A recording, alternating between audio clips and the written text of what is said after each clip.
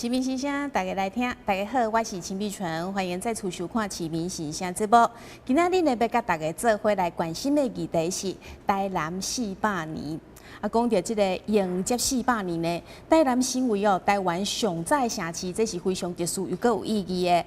台南市政府呢，也伫2月底时阵正式来成立台南400专案办公室。要来规划统筹整合呢各种的资源甲活动，同时呢要邀请咱全民做伙来参与。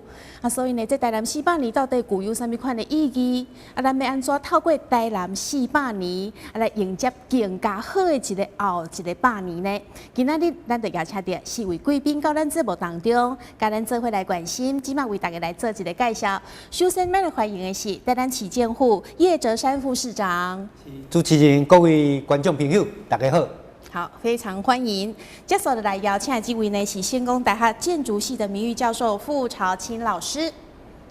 主持人，所有的观众朋友，大家好。好，那我们傅老师呢，他也是台南400年纪念活动筹备委员会的委员。那接下来呢，这一位也是筹备委员会的委员哦，他是西拉雅族部落发展促进会的理事长，欢迎段宏坤理事长。大北马德亮瓦吉，大家好我是西拉雅族的段宏坤。是，欢迎段老师哦，段理事长。好，最后一位是台南市议会的卢坤福议员。主持人，还有电视前的朋友，大家好。好，非常欢迎4位贵宾哦。好，咱伫节目一开始吼，咱先透过一段影片，带大家来了解咱今仔日的主题——台南400年。一府二路三艋舺，台南市成为台湾历史上悠久的古城，具文化热度。2024年适逢建城400冬，台南市政府规划以台南400冬文化资产重要再现计划，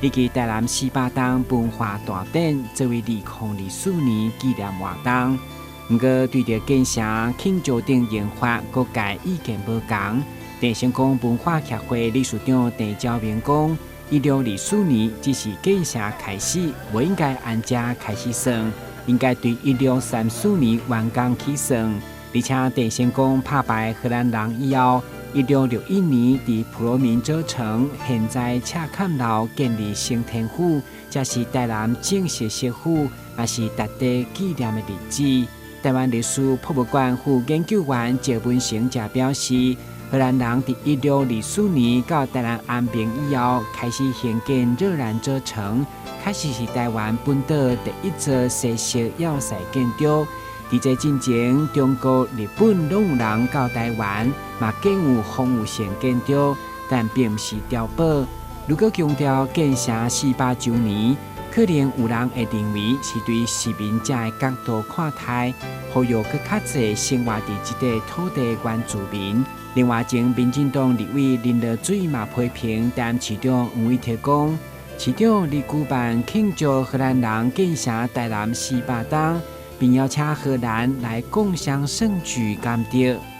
面对台南400冬，或是建城400冬，要对种的形式庆祝，对着荷兰市民统治的反省，如何借此计划将台南打造成一个台湾人历史的重要？展望后一个100年，借此节目做伙来探讨。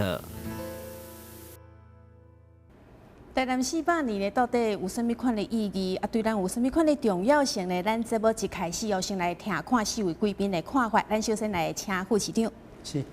，2024年台南400冬这段时间有足侪人在讨论这件代志。其实台南400冬其实嘛是台湾400冬，因为是台南也是咱台湾历史的窗口所以要讲台湾的历史会从台南来开始所以为什么要做台南400冬种种的这个纪念活动？其实足侪人在讨论这件代志我感觉讲这是一件好代志，因为这绝对不是政府的台南400冬，应该是全民大家会当共同来参与的一个400冬啊，每一个人对历史的观点有无共款的诠释。我感觉讲，以一个民主社会，大家会当互相尊重，互相共同来探讨。台南市为着要准备2024年台南400档种种济济遮的纪念活动，其实从去年初就开始一个讨论足济，包括伊的名词嘛讨论足济，所以透过咱今仔日的节目，会当互大家透过讨论会当有一个共识。我相信2024年400档，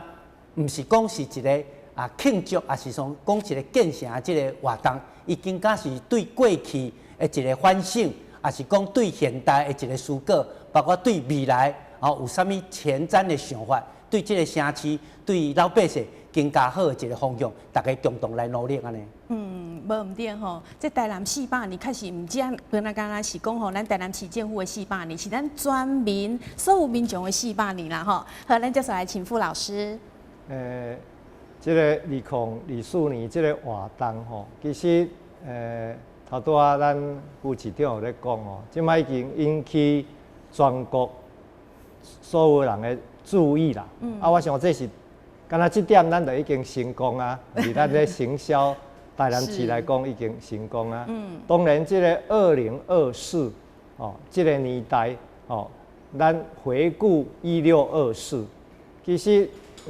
不管是讲热兰遮堡的建立，还是这个所有规个城市的发展，我想大家观点无共款，这是做正常的代志。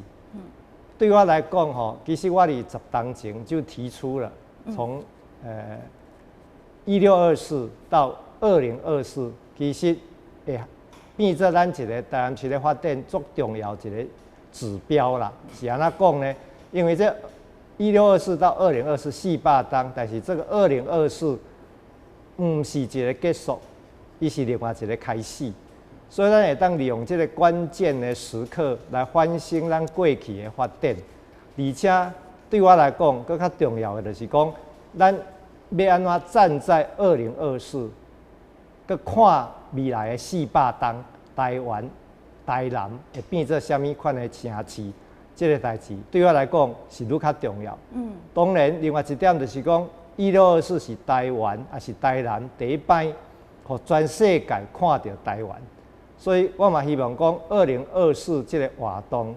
是会讲全世界能够再一次会把咱全世界的眼光聚焦伫台南市，安尼对台南市的意义是真大的。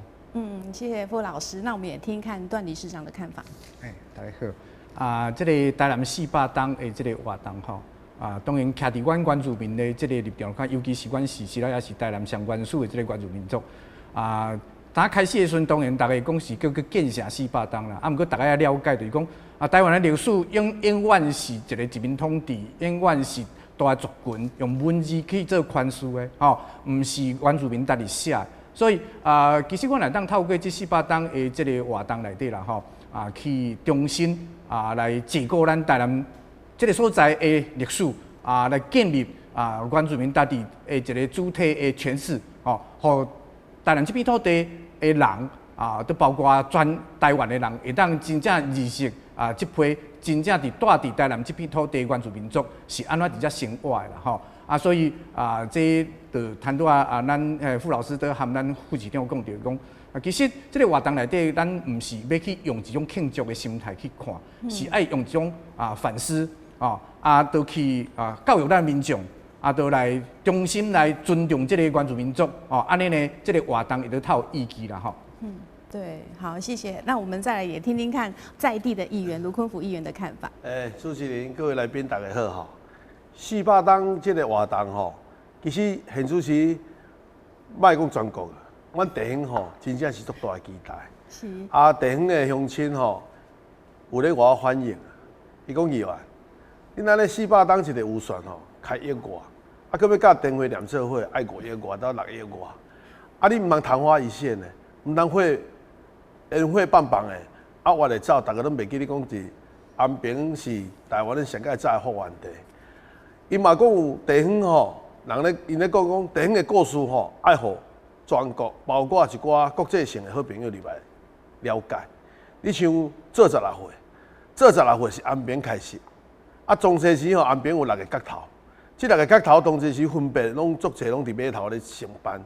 啊上班吼爱举岁，啊举岁你若到16岁过吼，就是趁大人的迄落领大人的薪水，所以像这种文化内面过程生活，爱发扬互全世界的人知影，安平这400档过去的人安怎生活，即摆人安怎生活，安尼较有迄个价值，较有迄个意义。所以，阮这个400档吼，会当甲台湾的上届早，你看当时时20几年前，张灿龙咧担任市长的时阵，用一条台湾第一街，吼，迄个时阵，你看安平的游客看入来偌济，变全迄个国际性的迄个商圈。所以伫遮吼，我也要要求咱政府单位，我们花的钱不要让人家感觉到，互民众感觉讲，恁就是咧作秀的，啊，你昙花一现，爱互伊持续，互全世界，咱台湾其他的县市的人知影讲来遮要摕什么东西，哦。对，所以其实我们从来宾台外发言当中会当讲，其实呢，台南400年其实是带给我们要有一个反思，然后我们对我们的历史文化要有一个思考，然后希望呢未来可以带动更多的发展，然后互咱后一个100年更愈加好啦吼。好，那其实呢，其实这段期间顾哪当来啦哈，那傅老师讲说10年前开始嘛哈，就是大家其实对这个400年都抱着很期待的心理，然后但是呢，这中间可能也有发生一些就是可能大家说到底是要庆祝啊，那讲到庆祝是说，那我们是被殖民的，为什么要讲庆祝？然后有时候有的是对说，这个建成到底是说从几年开始？好，那讲到这个历史，这个几年开始1624年还是1634年？这个一直有争议嘛？那傅老师你的看法呢？基本上吼，我是感觉大家不要纠结于这个数目啦。我1624还是1634，是，就是讲1624，荷兰人真的在安平有建设，这是事实。当然你要讲伊要起了大算，还是要一开始大算，其实国际上咧讲这个纪念日，拢按它发生的时候开始去算。所以对阮来讲是1624这个年代较有意义，因为若无这个年代，就无以后的代志。对，当然，伊是毋是庆祝，还是纪念，这我是感觉吼，我们都可以再思考。对我来讲，我是尽量无要去讲纪念建城，还是讲庆祝建城，就是讲台南400，台南400啊，我们取一个400，一个吉祥的数目字，因为399毋是401，要用这个400，咱来做一寡代志。其实国外足侪所谓的历史名城，大概拢是用安尼的态度来进行。所以我是感觉讲，我是呼吁啦吼，大家不要去纠结这个数目字，对，而用一个比较开放的心态。来接受讲1624曾经发生一件事，那这个事情一直让台南市一直延续到现在。对啊，这个400其实咱也让把它扩大来解释非常非常多的事情。所以说纽约也是1624，很多国家的城市也都是1624。对，所以咱也让其实还可以组一个全世界的400联盟的一个状况。我一直希望讲这个代志不是干那台南市的代志。会当讲，互全世界知影400年前台湾台南的开始咧建设，有人伫遮咧活动，这可以扩大到整个全世界去。所以对我来讲，还是1624比较有意义。对，没错。所以也像副市长一开始讲的嘛，台南的400年就是台湾的400年啊，然后国际化这样子，其实这400对他们来讲也是一个很具有重大意义的。那段理事长你的看法呢？以阮原住民来讲，我套用阮老师刘一昌老师常来讲的，咱台湾研究历史拢是用文字，会讲几百档，对，应该是用土地去写历史啦，所以应该用土地观念，这土地内底这生存的这些人，咱拢爱来当作历史来讲，所以以我的观点内底，以原住民观点内底啦。应该唔是400档啦，所以咱文化局后来有叫我写一本册嘛，吼，要来为着这400当来写，所以我写的写做穿越400年啦。哦，穿越400年。土地底下的这一些文化层内底，唔是讲希腊雅伫历史书期开始有记录，定讲400当至500当这段时间是希腊雅啦，都往前推，包括到800到1500当前的鸟松文化层，这些人拢是阮的原住民的先期的祖先嘛，所以这个物件应该一并伫咱这届的这个400当的活动内底吼并成出来了吼。那像谭大富老师咧讲啦，唔免去纠结迄400当的因素，啊，毋过咱爱做就是讲，真正爱来将这片土地的历史，伊的历史的纵深要给我长，唔是单咧讨论这个城开始了后边历史尔，头前这部分一定爱去讨论的。哦，对对对，所以。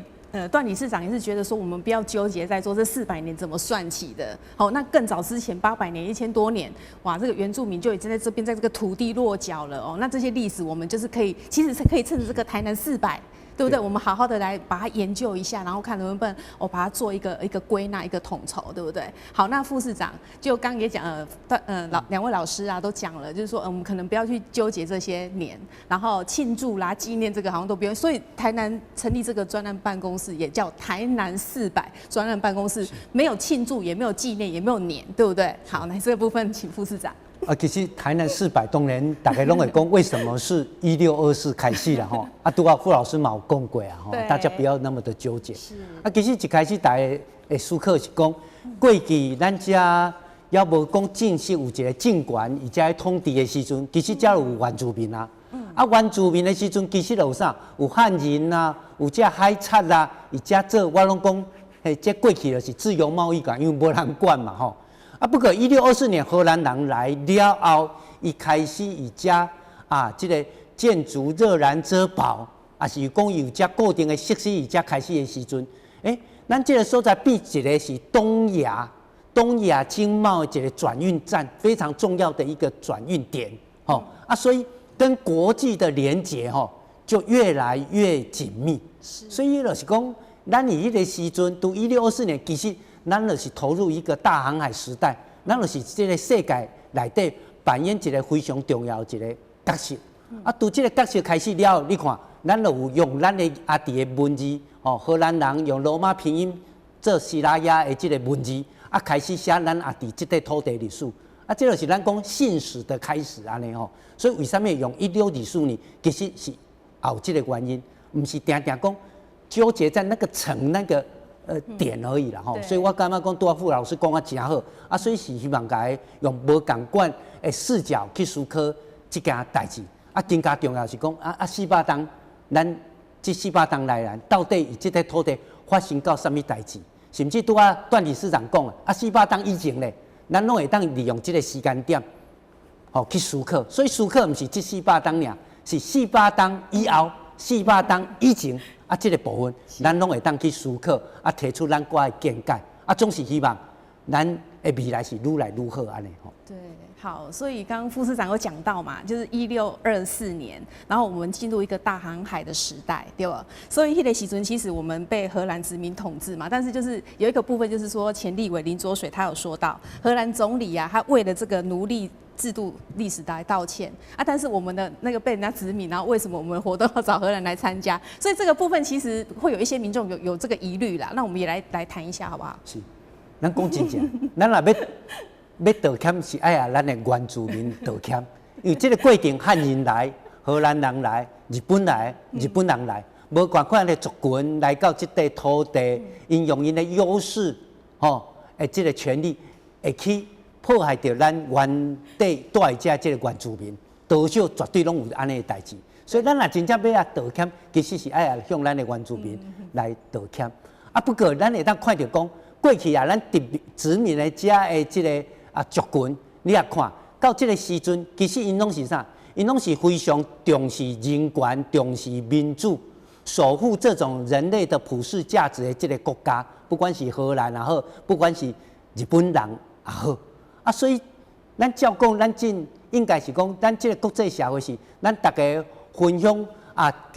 大家共识的这种普世价值大家相互扶持的一个国际社会。所以我觉得我们不应该一直还纠结在所谓的这个破坏被破坏者或是破坏人家的哦，所以我感觉讲应该不是还在执着在那个地方，反而我们应该走进这一个国际社会，跟所有国际大家共同有这样子普世价值的国家，大家携手合作啊，继续让我们的人类的这个生活得更好。我感觉讲应该是安呢。那每个人有每个人的这种史观，我们都尊重，但是不能说人家的史观跟你不一样啊，就是不对的哈。所以我想这个部分也利用这个机会跟大家做这样子的分享啊。对对。我想哦，针对台南400哦这个议题呢，那其实就是说，这一段期间以来，这几年来一直陆陆续续都会有一些争议，一些反弹。那我们也是希望透过今天节目的讨论啊，那我们请到的各界的代表来，然后大家好好的去想说，我们有需要去纠结在这些地方吗？应该是说，未来我们怎么把台南400办得更好，然后把下一个100年弄得更好，这才是最重要的。所以针对刚才副市长讲的，其实道歉应该跟原住民道歉。这个。段老师，你的看法？道歉吼，拢随伊讲吼，不都唔免道歉啦。我是感觉态度上重要啦。是你也看蔡英文总统原住民道歉，后壁原住民要求的一寡伊的基本的一寡保护和权利，其实嘛无落实啊。因为转型正义转到1949年嘛吼，进前下拢无要讲，所以其实。谈到主持人讲着讲，有人讲荷人来参，我是感觉唔免遐狭隘啦，态度是上重要。就是讲，咱若互荷人来参加的时阵，咱会当下讲你来的时阵，你应该表现出你的态度出来。你应该对这段你来伫台湾这边将统治台湾这原住民的过程内底你有啥物款的反思？你有啥物款的看法？互大家会当去了解这段真实历史，由因的嘴言去讲来，毋是咱去要求讲人家去道歉啦。就像你即摆咱要求迄个蒋安咱爱道歉，伊就态度也做袂出来，你叫伊道歉100届嘛是无效啊。具体的做法，所以我是感觉讲咱透过48档活动内底，就谈到讲到，其实咱看到就是讲，伫这台南市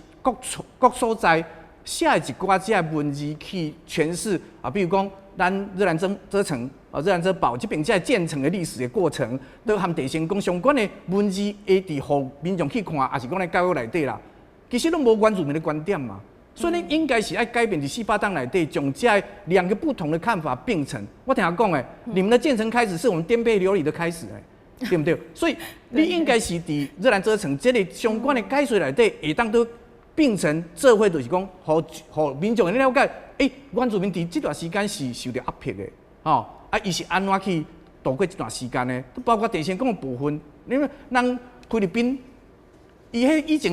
迄个设立迄个这侵略者的铜像，那后壁嘛就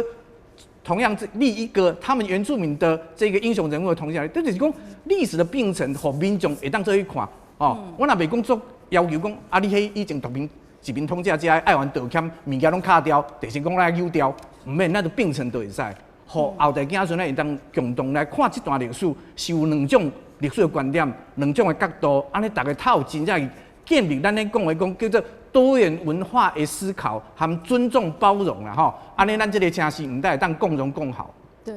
对，真的确实要尊重这个多元的文化，这个也是可以列入我们这个未来台南400我们在这个规划筹划当中做一个很好的参考了好，那接下来要讲的这一个就是安平古堡要改成乐兰遮堡吗？这个来卢坤福议员，你们之前也有在议会开过记者会，然后好像当地的居民大家都一直在传，大家都搞不太清楚到底什么安平古堡、乐兰遮堡是不是？来。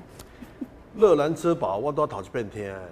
我较早拢听乐兰遮城啦。是。这小时候的教育就是乐兰遮城这100多年来，都日本时代改这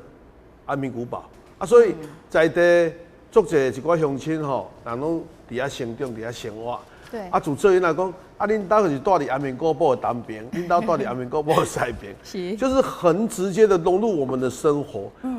那时候。那文化局还是教授们有提出说要改回乐兰遮堡，规整头拢朝着讲要出来抗议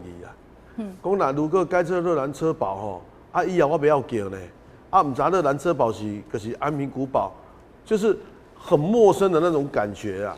所以我也借这个机会吼，也互咱的教授甲咱的即马副市长吼，欢迎一下地方的声音，他们一起成长过。啊，你若要改做乐兰遮保，所以你若家己要写伫恁的册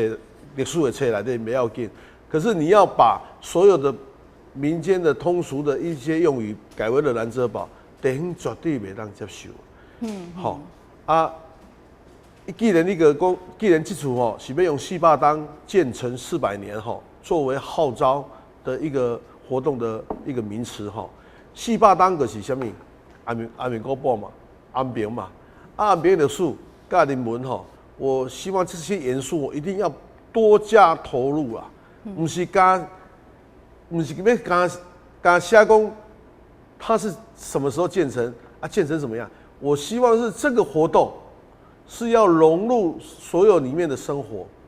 400当前，因家人生活是安怎生活？穿什么衫？啊，做什么头路？吼啊，人甲人之间是安怎互动的？我讲是较坦白的吼，我做囡仔年代吼，那如果去阮安平的巷仔，若行两撮人，就问看讲啊，你是要找什么人？大概人与人之间的那个关系非常非常的好，像这一旦发扬光大，啊，互一寡要来佚佗的人。才会等于讲哦，安平的人就是遮尔啊和蔼。你若甲我问路，我绝对甲你报，佮而且有可能佮甲你带到。这是安平人足大的特色啊！你要甲这个好的观念、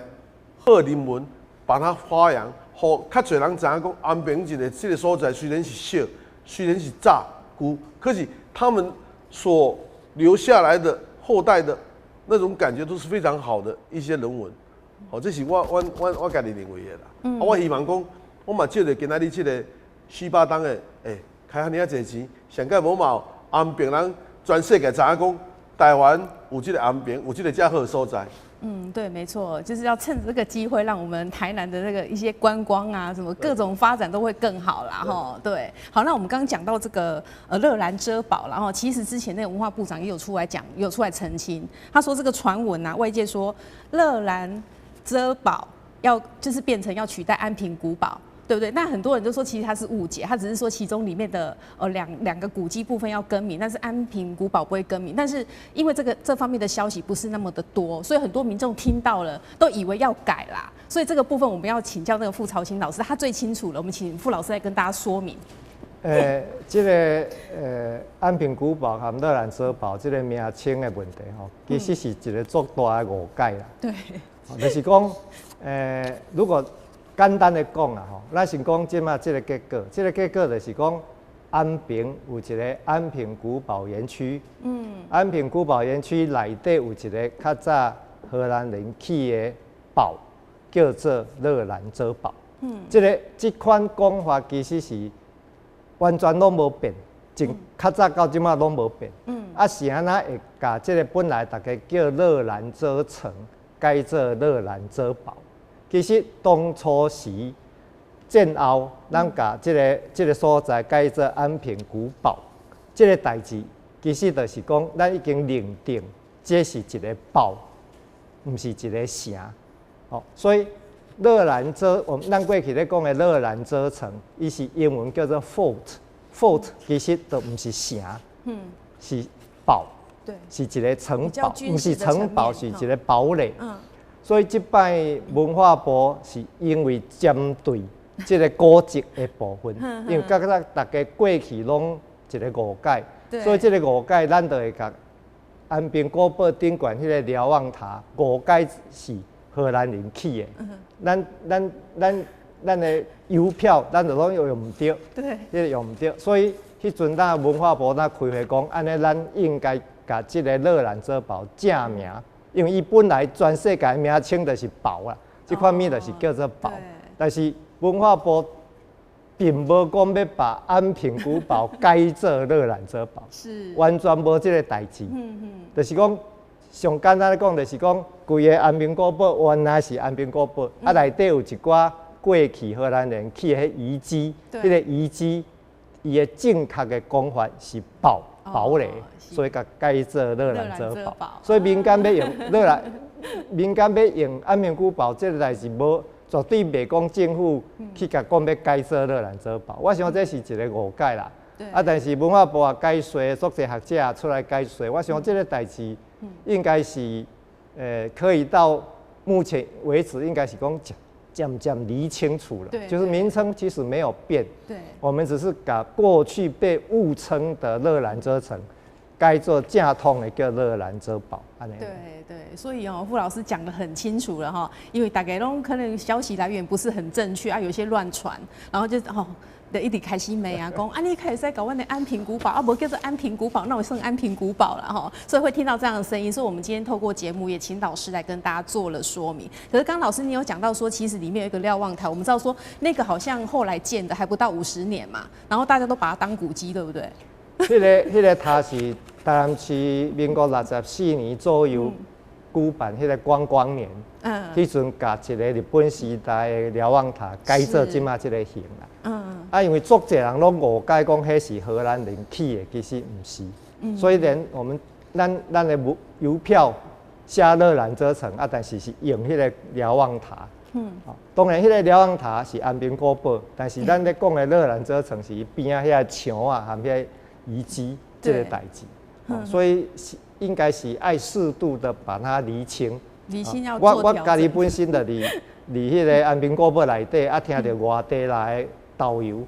甲旅客讲，恁看这个塔，这个是荷兰人400当前起的塔。所以他是外地的导游，讲错了嘛。外地的导游安尼但是咱的文宣、咱的迄个邮票、咱电管就是错误的。就是错的。就是错误的一个状况，所以会当利用这摆，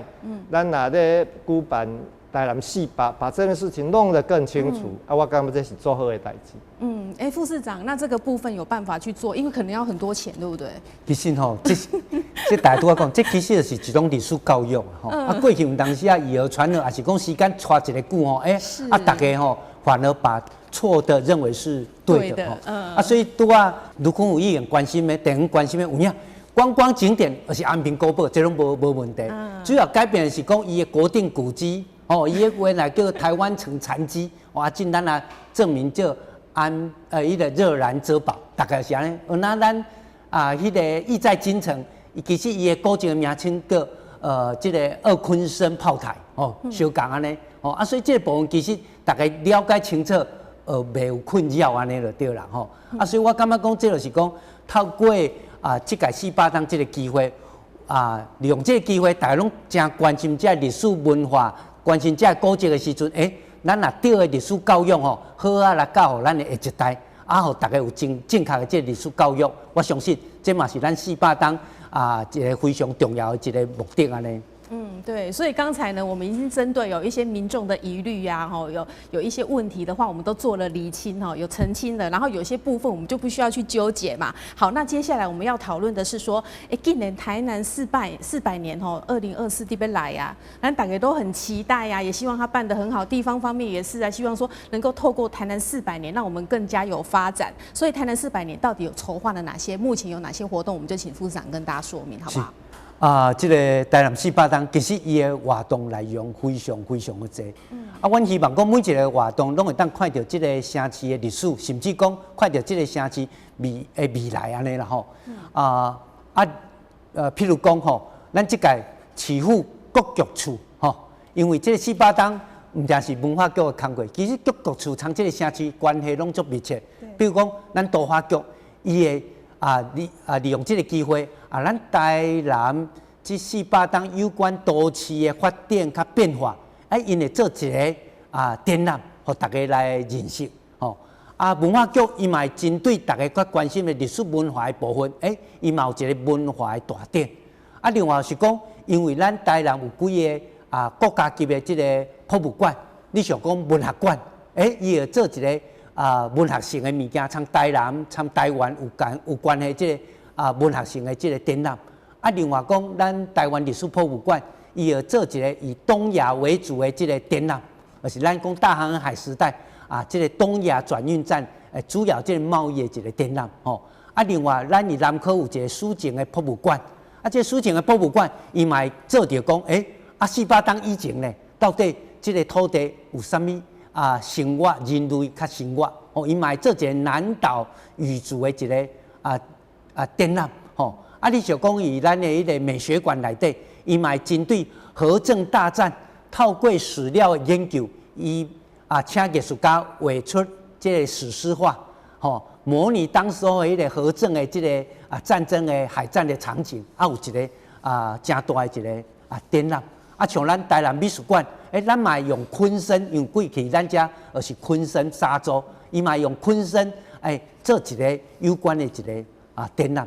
所以其实市政府相关的展览非常的多，包括农业局嘛有相关的农业的搭配的这个展览，会当讲拢非常多。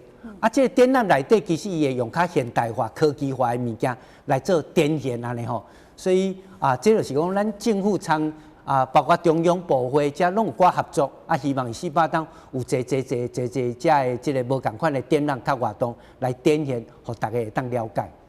好，副市长有大略跟我们讲了哦，其实各局市啦、中央地方都有一起动起来哦，其实要好好的来办好这个台南400年。那其实很多民间团体都点了招去安平古堡办一些快闪嘛然后让媒体来曝光，其实也是希望唤起大家对台南400年的重视。好，那在地方方面，拄则卢坤福议员你有听到咱副市长讲的要办一些活动但是地方居民搁较期待是啥物？认为这活动应该安怎办的搁如何嘛？若要办活动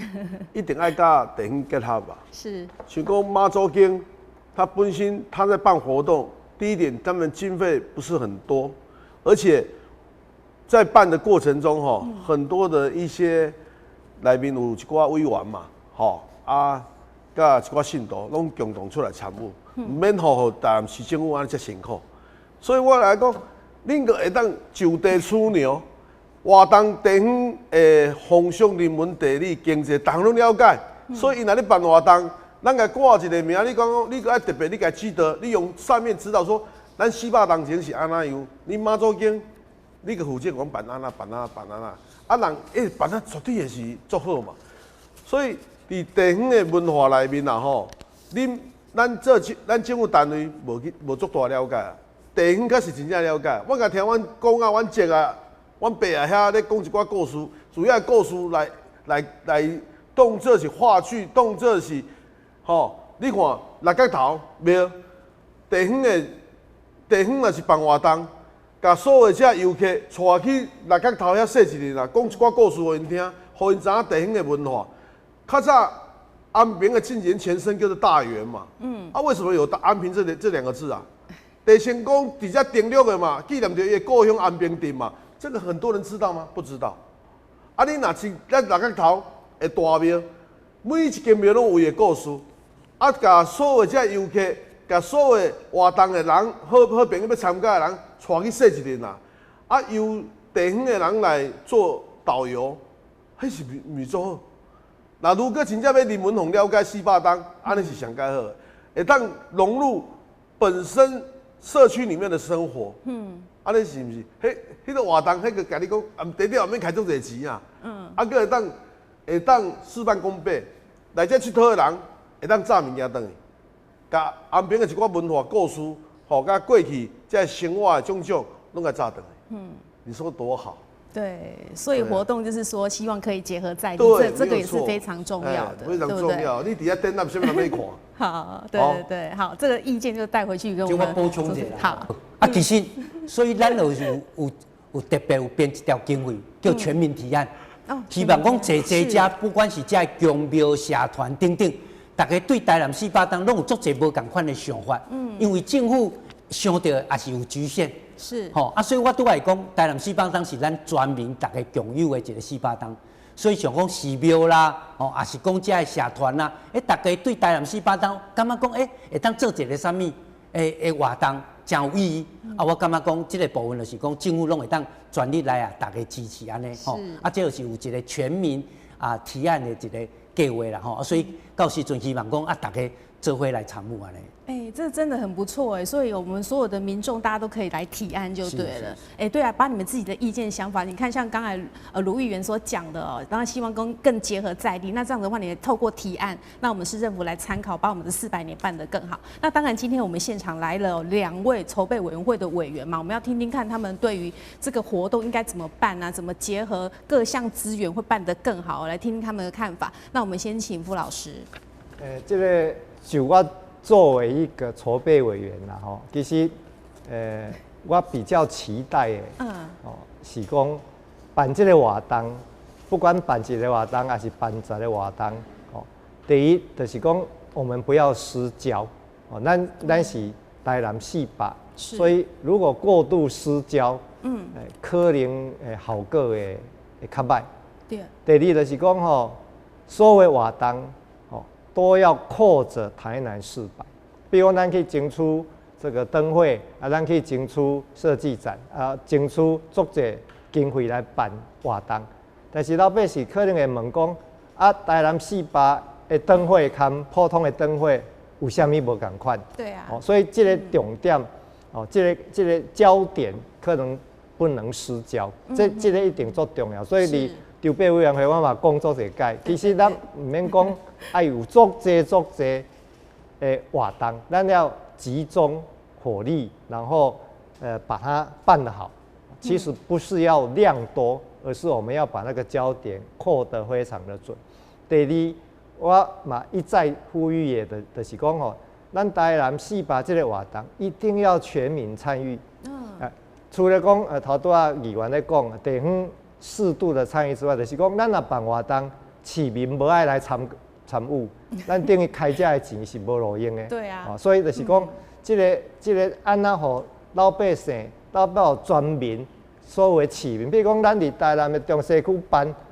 啊，溪北的人，他的感受是怎么样的一个状况？还是咱找咱庄脚伫乌山头办一个活动，啊，住伫安平的人，那像拢无感觉。所以咱一定要去思考，讲咱若办活动，一定要互人老百姓愿意跨境去参与。对。啊，这样子他才会成功，他才会热起来。所以按我的观点来讲，就是讲2点啦。第一点就是讲，这台南400活动一定要做聚焦。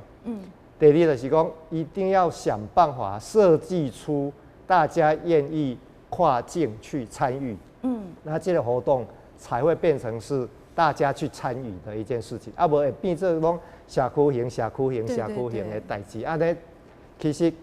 对台南400活动，我想整体感会较降低啦。对，真的要设计一个，就是说这个各地啊，我们台南各地的人，大家都很想来参加的活动。像之前傅老师，你有在那个简报里面有提到说，像外国有的奔牛节啊、日本的紫园祭等等，像这一类的就很好，对不对？所以我们台南应该也要办一个像类似这样可以很持续性，然后变成它其实除了台南、台湾，也有具有国际的知名度。我个补充，其实我足希望讲台南利用这摆台南400这个活动吼，开始去把台南做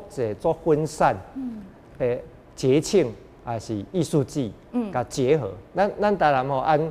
正月初一开始吼，一直到年底活动其实蛮多的，很多，非常多。对，那个资源就被分散。但是国外著名的城市，像京都一个紫园祭，对的打败全世界啊！对。啊，头拄仔主持人来讲，迄个潘普罗纳的奔牛节，一个活动哦，一个城市一个活动，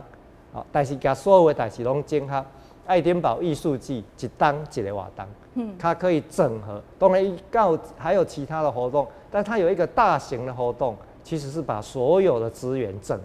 合，规个城市拢列起来，安尼其实对咱的行销，还是咱对全民参与。其实是有较大的帮助。对，这一点我要先请教副市长啦，就是说有没有办法办一个整合，然后像紫园祭、奔牛节这样子的活动？是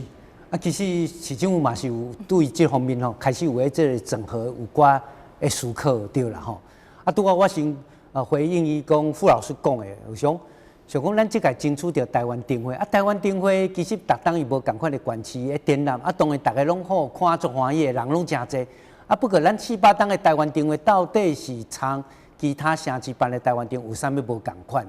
所以这个部分嘛是阮一直咧思考的，嘛从交通部观光局有咧讨论，就是讲包括恁的主丁，是毋讲这个主丁了后，大家讨论讲这主丁是要摕去对去安尼，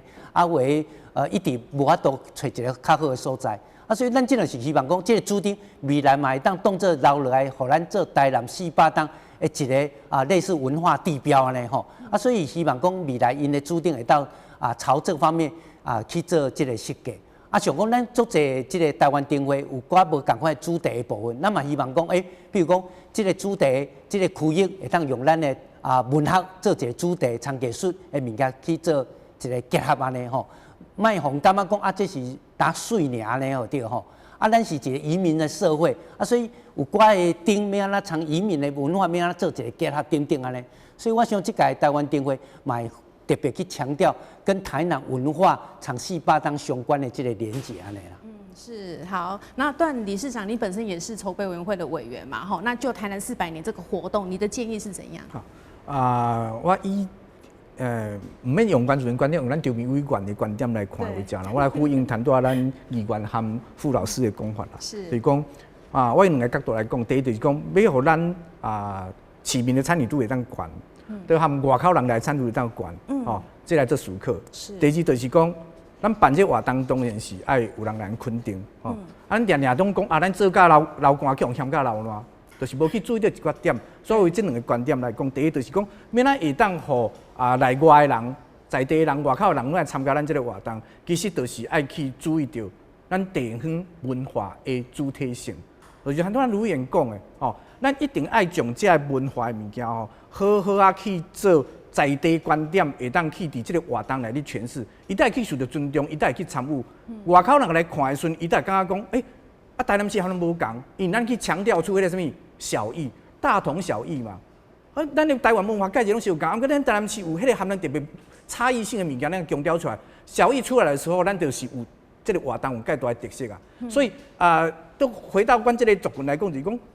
咱的做这个工课的时阵，这个活动内底其实就是爱去注意到他者的视角跟我族的观点啦。我举一个简单的例来讲啊，就是讲，比如讲。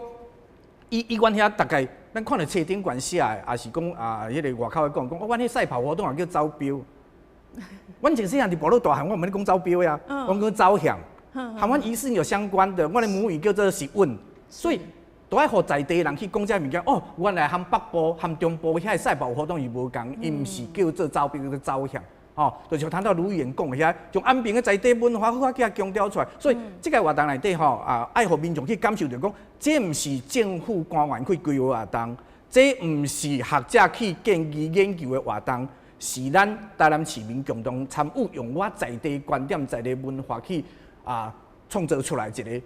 咱遮大的活动。所以当透过咱这个市府办的这400档的活动，迄个能见度和高度，其实做介好的一个教育推广啦。但第二点就是讲要互大家当肯定，我感觉讲，咱台湾人，即目前对即个所谓的族群的敏感度无够。我举一个，即届即个整田赛，咱介一个场面拢摕正讲去嘛吼，结果你敢知影讲专利单拢是原住民？原住民是对地形讲有介大的成见呢，对不对？当然是，咱袂当讲伊去台南，伊是这个政权的代表，伊要概括承受像中介接受讲嘛。你摕这喙时阵，真正起毛一摆的时阵，还冒昧出去咧，对不对？所以我的意思就是讲，伫咱即届这个400档活动内底，咱筹备的过程内底，爱去注意到这个咱讲的族群的敏感度啦，比如讲咱淡不淡就讲迄番仔文化。这就听袂落啊，对无吼？我这是一个较强烈的讲法啦。毋过讲这个族群的敏感度咧，咱去注意到，比如你也一直伫这个活动内去标榜地形讲的文化介好啦，吼，地形讲是安怎去来伫台湾地理了介好啦，吼，是讲咱去讲这个荷兰人来到遮建这个城堡内底吼，对台湾有啥物款的足大的建设，也是讲足大的能见度走向国际啦。这咱大家都用一寡较有敏感度的字眼去做描述的时阵，对这个原来这个原住民族群来讲吼，他会袂安尼起毛一歹啦吼。这毋是单阮尔啦吼，其他的族群嘛是有共。咱讲，比如讲，咱谈到副市长嘛有是讲着讲，咱遮嘛有咱的迄个新住民啊，新住民咱的过程内底描述因的文化的时阵，伊就讲迄外劳。歹听嘛，咱讲移工，对不对？新所以住民这个文化的敏感度，其实是我建议第2点内底，就用伫这个活动内底，咱会慢慢互咱台南这群人变成一个真正是有包容力，都有一个尊重咱文化的一个城市啦。对对，哇！所以其实这个台南400年哦，也强调说要多元族群要共荣，然后共创未来嘛，哈，对不对，副市长？然后另外就是我们2024年很热闹哎，我们承办台湾灯会，然后另外还有一些台湾文博会等等，然后在我们的台南400年，哇，很多大型活动其实国际性的都在台南哦。那这方面的话，是不是一定跟有没有办法把它做一个结合？是。4·8党的这个活动，当然有一部分嘛是希望行销咱台南，希望讲吸引较侪观光客来台南安尼啦吼。所以相关的活动，不管是台湾灯会、文博会，还是讲设计展吼，还是讲咱这的这个展览甲活动，其实拢是希望讲利用这个机会，会当跟国际连结安尼吼，带动这个不管是讲外国人认识咱台南，还是讲更加侪观光客利用这个时间来到台南认识咱这个台南这这个文化啦吼。当然我嘛是希望讲透过这个机会咱的市民对伫个土地对伫个文化历史，嘛利用这个时间好去重新去认识伊安尼。我感觉讲安尼这个活动，咱就是里子面子通通都顾到了安尼。对。好，那我们真的要好好的来迎接这个台南400年哈。那刚才呢，我们透过讨论也厘清我们的观众朋友一些长期以来存在的一些疑问。那接下来呢，我们怎么样好好的大家一起来把这个台南400年办得非常的好，然后让我们的城市更有发展，迎向下一个100年哦，这就非常的重要哦。也希望供全民可以一起来参与。好，那我们在节目最后也请在场来宾做个结论。我们先请副市长。是。台南400年算一算，哇，现在已经3月份了，离明年的1月1号，其实只不过是剩下大概不到9个月的时间了哈。那我刚刚也特别提到，其台南4·8党是按咱全民大概这会共同来参加吼，安尼不管是公部门、社团、研究机构，包括这公庙等等，拢希望大家共同来参与。那另外就是讲，咱嘛希望讲教育界会当利用这个时间，嘛做一个非常好一个教材，互咱的下一代去了解咱伫这个土地，了解咱这个城市的历史甲文化。第3部分就是讲，未来咧4·8党2025年呢，那我们接着这个城市要继续的往什么地方方向走？咱讲永续城市，咱今工作者这个咱的永续城市包括符合全世界的这种环保啦、永续城市的规范等等。这嘛是讲咱下一步要安怎向前行，非常需要这个时间点大家共同去讨论。所以一开始傅朝金教授讲，这是一个关键的时刻。台南这个回顾过去，那如何前瞻未来？所以我感觉讲这是一年非常重要的一档所以我希望讲，咱产官学研社大家拢共同来参与，让咱台南市有更加好的未来向前行安尼。谢谢副市长接下来请傅朝清教授。我想头拄副座咧讲剩无一档啦所以台南市公司部门怎么样携手合作把这个2024这个台南4·8这个活动办好，我想是非常重要。我是上尾我有那再次的这个提出说，其实我希望台南400这个活动绝对是与众不同。就是讲咱所有办的活动，拢要去思考，咱跟管区咧办的大型活动不一样。不要又把别的县市的很多活动又引进来。我感觉这样子会失掉它的意义。是第2点就是讲，我们应该认真的去想，2024之后，办这个台南4·8活动以后，台南未来的4·8党，虽然咱拢看袂到但是咱是希望，咱会当替咱的子子孙孙留下更多更好的东西。所以台南4·8这个活动其实是另外一个开始。那这个另外一个开始，我们要有宣示性的动作跟宣言出现。是，真的呢，我们大家也很期待有一个与众不同的一个活动这是非常的期待。好接下来请那个段宏坤理事长。咱台南市应该是讲对这个北部原住民吼，其实我是特别用北部原住民，但对咱台南地区的原住民是一个介尊重的一个政府。咱伫2006年的时阵是台湾第一批地方政府来升入是咧也是地方的原住民。所以讲即届即个400档话题内底，其实咱也感受到市府对阮即个族群的尊重啦，吼一寡大小综合内底包括咱副市长这边拢会邀请咱这主议的这朋友吼来共同参与提供意见做筹备委员吼，毋单是我尔啦吼，所以我直接阮也呼吁咱西拉雅这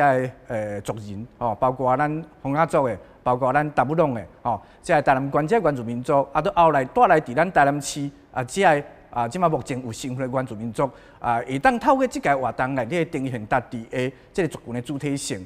透过即个活动内底大家共同来参与，互恁家己的声音会当互外界听到，会当看到咱多元的文化，咱有哪会当这个多参与，咱拄仔讲到讲，这有市民参与，你会当建议咱你也感觉讲咱这个咱原住民内底有啥物款会当有好的意见融入伫咱即个400档话题内底吼，大家族人吼多多参加啦吼，互咱即届会当看到咱即个城市的伟大，毋是单是一个讲放烟火也好啦，是像刚傅老师咧讲的啦吼，一寡外口的活动也都入来吼，有咱真正介好的主体性吼，互咱即个族群咧会当融合在一起吼。好，谢谢。好，最后请卢坤福议员。谢谢主持人吼。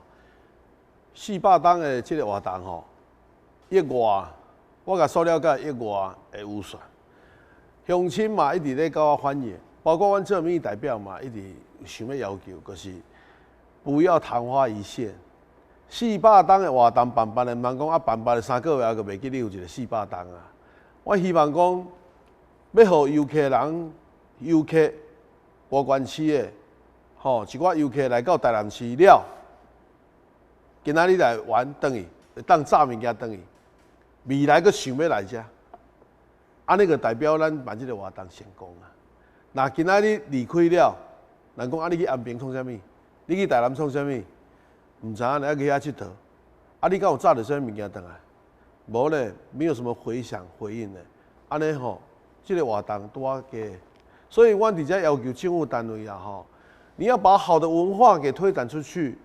把阮台湾面孔过千年嘛，你过千代表故事嘛。你要安怎互人民会当发挥着发扬光大？当然爱靠咱政府单位看要安提供，地方完全配合。